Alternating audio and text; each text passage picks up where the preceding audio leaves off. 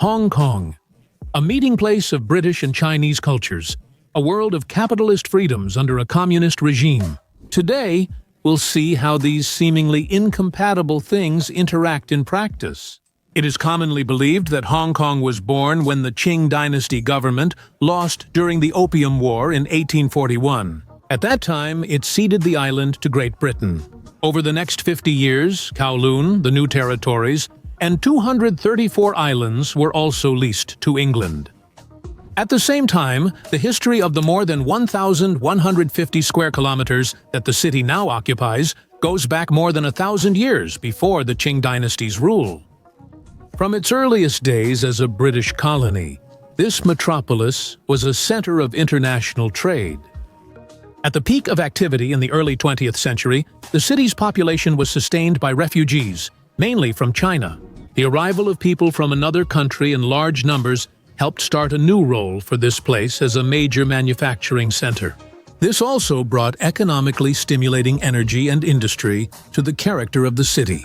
In recent decades, as the country's economy underwent a process of opening up, Hong Kong began to transform again, this time toward a service-based economy. According to the principle of one country, two systems, in July 1999, Hong Kong was recognized as a special administrative region of the People's Republic of China. This mechanism allows the city to enjoy a high degree of autonomy while maintaining its capitalist system. Let's start with an amazing story that touched Hong Kong. Kowloon Walled City. This is the most densely populated place humanity has ever known, and it deserves its own story. Before it was demolished in 1994, more than 50,000 people lived in this multi-story hive, which, in standard terms, equals 2 million people per square kilometer. Its monstrous forms inspired cyberpunk classics, which borrowed the aesthetics of a giant hive to describe the overpopulated world of the future. For decades, the official government had no control over Kowloon. Instead, it was ruled by triads, drugs, and prostitution. Once, Kowloon was indeed a well-fortified fort and a Chinese enclave in British Hong Kong. But since the 1930s, Beijing lost control over the fortress, and up until the 1990s, it effectively became a criminal and anarchic territory ruled by triads. The fort was settled by squatters, disenfranchised migrants, who covered it with makeshift buildings, so the original outlines of Kowloon had long been lost. You could only guess that this chaotic anthill was once a carefully planned fortification by looking at aerial photographs. In 1898, a convention was signed under which Hong Kong and Kowloon were leased to Great Britain for the next 99 years, with one small circumstance that had major consequences. That very fortified fort, where Chinese officials lived, was excluded from the lease agreement. It continued to remain the territory of the Qing Empire, forming a kind of de jure enclave within the British colony. The fortress city continued to be Chinese territory, surrounded on all sides by the British colony. In fact, the laws of the Hong Kong administration did not apply here, and its residents did not pay taxes to anyone. Kowloon became a real black hole, a promised land for refugees from the mainland who were fleeing the civil war in China. At first, hundreds, then thousands, and eventually tens of thousands of squatters began to flock en masse to the territory of the former fort, taking advantage of Kowloon's status to start a new life. Formerly still in China, but essentially in the same Hong Kong, enjoying all its benefits, yet existing almost completely independently. All attempts by the British administration to prevent spontaneous construction on the 210 by 120 meter piece of land were met with resistance from the local inhabitants. And the government of the People's Republic of China, which threatened a diplomatic conflict in case of any actions by the Hong Kong authorities on the territory they considered their own. Tens of thousands of the fortress's residents demonstrated incredible survival and adaptation skills in the conditions of what was essentially an anarchic society. They solved the water supply problem like this. They dug 70 wells, and water from them was delivered to the rooftops of buildings by electric pumps. And from there, through a labyrinth of countless pipes, it was sent to the residents' apartments. They also managed to deal with the electricity, Among the residents of the district, there were quite a few employees of the Hong Kong Electric Company who were very skilled at illegally connecting to the Hong Kong power grid and helped their neighbors do the same. Most of the residents crowded into small apartments with an average area of 23 square meters. Unauthorized construction had progressed so much that a second parallel ground-level system of walkways between buildings had formed in the area. At a certain height above the ground, Kowloon turned into a single, unified organism. An enormous communal apartment, a building city, as if it had come to the present from a post-apocalyptic future. There were essentially no streets inside the block. There were passageways forming such a tangled labyrinth that any outsider who ended up here would quickly lose their sense of direction. It was Kowloon that became the source of inspiration for William Gibson, one of the founding fathers of cyberpunk. Narrow streets, mind-boggling crowding, the rule of the triads, everyday trade in people and drugs, in a world of eternal darkness and neon signs. Science fiction owes all of this to Kowloon. Taking advantage of the lack of interest in the district from the Hong Kong administration, real power in the city was seized by the triads, secret criminal organizations that were widespread even in pre-war China. In Kowloon, gambling houses, brothels, and opium dens literally flourished.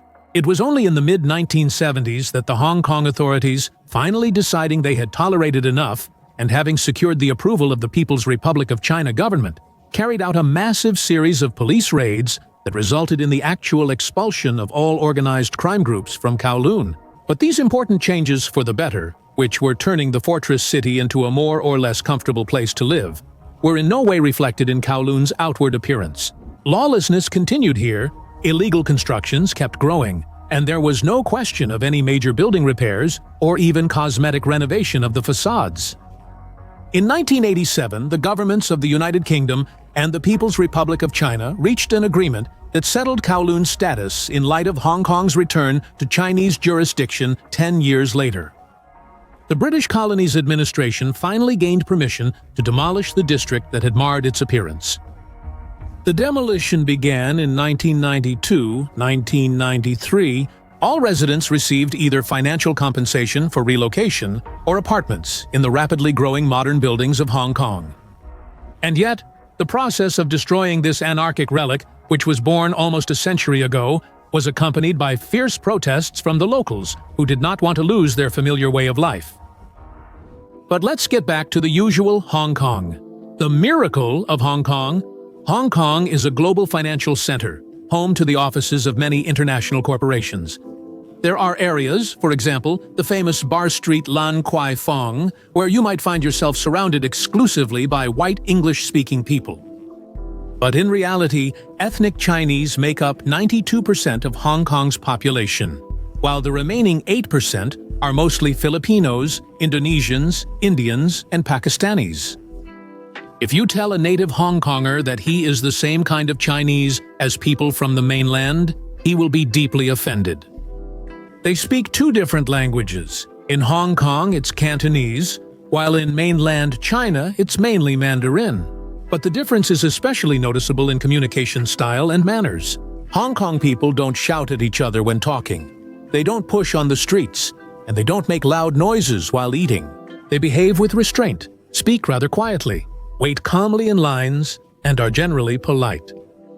As a leading business and financial center on the planet, Hong Kong attracts a huge number of people who are looking for a better life. Such an influx has truly become an unbearable burden for the city, since there is no land left for housing construction at all. Housing prices here are astronomical, the highest in the world.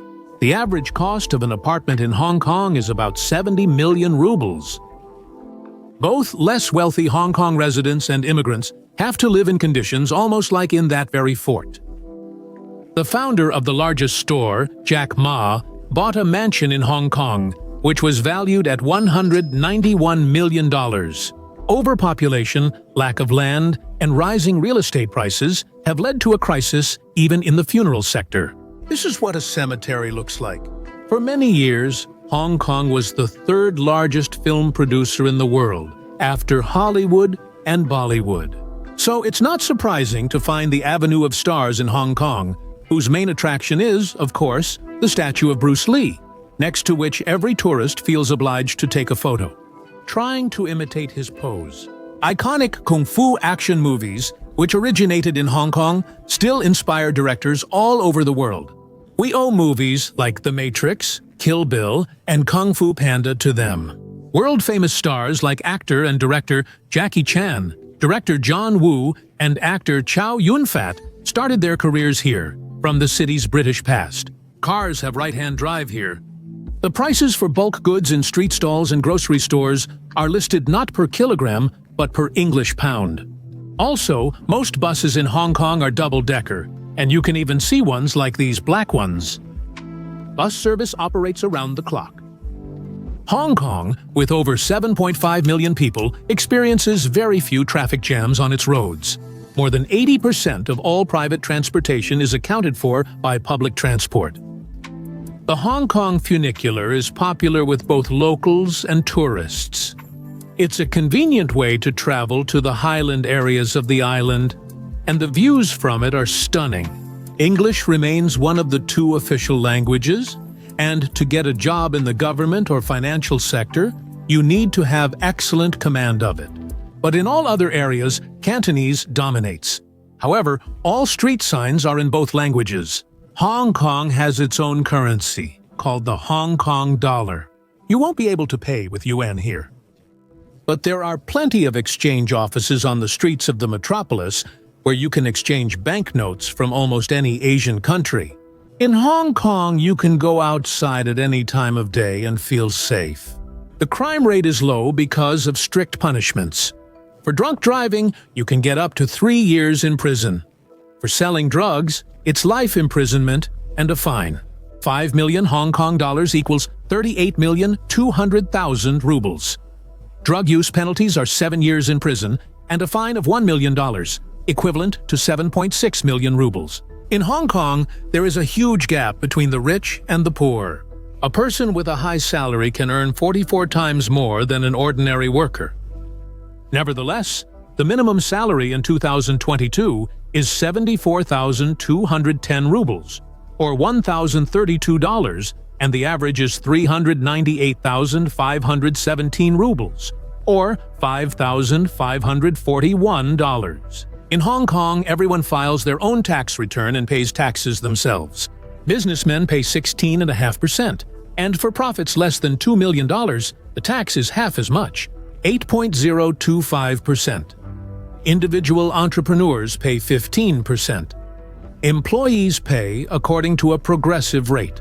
You have to pay 2% on the first $45,000, 7% on the next $45,000, then 12% and 17%. Hong Kong is called the City of Street Signs.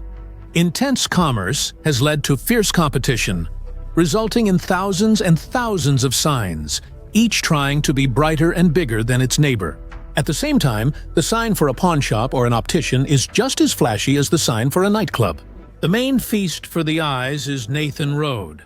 It's especially impressive at night when the neon signs light up. It was here in the 70s that neon covered an entire skyscraper wall and made it into the Guinness Book of Records. Hong Kong is famous for its panoramas of sparkling skyscrapers, of which there are almost 8,000. But just a little way from the city center, you'll find national parks with untouched greenery and paradise beaches. However, beaches here are much less popular than hiking. A hike with a well-planned route is the main secret of the locals and their favorite weekend activity. More than 200 islands in Hong Kong offer routes of varying difficulty, but all of them have breathtaking views that are in no way inferior to the man-made landscapes of the city center. Chinese culture is very important in Hong Kong. The construction of buildings here is carried out according to the principles of feng shui. The Asian dragon, called Lun in Chinese, unlike mythological creatures of Western origin, is a benevolent protector, noble and courteous. At the end of the 1980s, the Bank of China Tower, which is now an integral part of the cityscape, became the center of heated debates because its design deviated from the traditional canon. The architect was accused of undermining the island's economy because his design contradicted all the concepts of feng shui. The building has excessively sharp outlines that resemble blades made up of intersections and angles. To neutralize the misfortune, the skyscraper was opened on August 8, 1988. 4 8s made this day the luckiest in a century. Powerful enough to ward off all bad things. In the same area, a new headquarters for one of the world's largest financial conglomerates was built, designed by an English architect. During the development of this building, consultations were held with a feng shui master to ensure the flow of positive energy. Nothing was left unnoticed, from the lions guarding the entrance, symbolizing yin and yang, to the placement of the internal staircases, which follow the logic of this discipline. The longest outdoor escalator in the world is located in Hong Kong. It leads to and from the Soho district. Soho is mainly home to wealthy expats from Europe and America. You should come here in 2 cases: if you want to take a break from China and if you're hungry. The district is famous for its bars and restaurants. The world's longest suspension bridge, Tsing Ma, is also in Hong Kong. It connects Lantau Island, where the airport is located, to the mainland. Every day, thousands of tourists come to the small village of Pai Tau to see one of Hong Kong's main attractions, the 10,000 Buddhas Monastery. In fact, there are actually many more statues here than the name suggests. There are about 13,000 of them. To reach the monastery, you'll have to climb 431 steps, with 500 life-sized Buddha statues lining both sides. It's worth noting the enormous statue of Buddha. It stands 34 meters tall and is made of bronze. At the moment, it is one of the largest symbols of Buddhism, and festivals and ceremonies are often held next to it. The city can rightfully be considered one of the cleanest in the world. Here, there are even toilets for dogs, for example, like this one in the Central District. It's warm here all year round. The climate is tropical. In winter, it's about 15 to 20 degrees Celsius, and in summer it can get as hot as 40 degrees Celsius. In terms of scale, Hong Kong is on par with Chinese megacities. The developed areas, of course, can't compare to the Kowloon walled city, but the size is still impressive. Restless Hong Kong. At the beginning of July each year, Hong Kong marks another anniversary of the transfer of this former British colony to Chinese rule, and the creation of a special administrative region within the People's Republic of China. In addition to official celebrations, this holiday has always been marked by an opposition march in support of democratic reforms. At the same time, the very existence of an organized opposition in Hong Kong can be called an anomaly. Neither the United Kingdom nor, even more so, the People's Republic of China were interested in the development of civil society in this territory. But neither side seriously hindered its development until a certain point. Both countries needed the city to serve one specific function: to be an international trade and financial center. And that requires political stability. When Hong Kong was handed over to China, but British influence, the influence on Hong Kong was still strong, the People's Republic of China government generously sponsored the region and provided benefits for businesses. Given these circumstances, Hong Kong residents lived as prosperously as before, with no cause for unrest. But over time, major Chinese cities nearby, such as Shenzhen and Guangzhou, began to outcompete Hong Kong, and the standard of living on the peninsula started to decline. This became one of the main reasons for the numerous protests in Hong Kong. Usually, the July opposition marches took place without police interference and ended without major incidents. The tradition was broken for the first time during the height of the protests against the extradition bill. In 2019, protesters managed to lay siege to and break into the government complex building that houses the Legislative Council. The following year, there was no such opportunity. The police refused to approve the marches, citing restrictions due to the epidemic. And a day before the march, the People's Republic of China passed a new national security law which came into effect that same day. And it increased the penalties for such crimes, up to life imprisonment. The unauthorized rallies on July 1, 2020 against the new law ended with mass arrests and the first criminal cases for violating it. But the unrest continued. The protesters even learned to deal with tear gas using this simple method. By 2021, the movement was left without leaders. In May, the opposition leader Phi Go-chan was detained and sentenced for organizing unauthorized rallies. He is now serving an 18-month prison term. By decapitating the opposition, Beijing took the initiative into its own hands and began the systematic dismantling of Hong Kong's autonomy. Now the central government in Beijing is becoming increasingly active and is directly involved in Hong Kong's affairs. The most important Hong Kong laws in recent years were not passed in Hong Kong, but in Beijing. This does not contradict Hong Kong's basic law. It gives China the right to extend national laws to the city.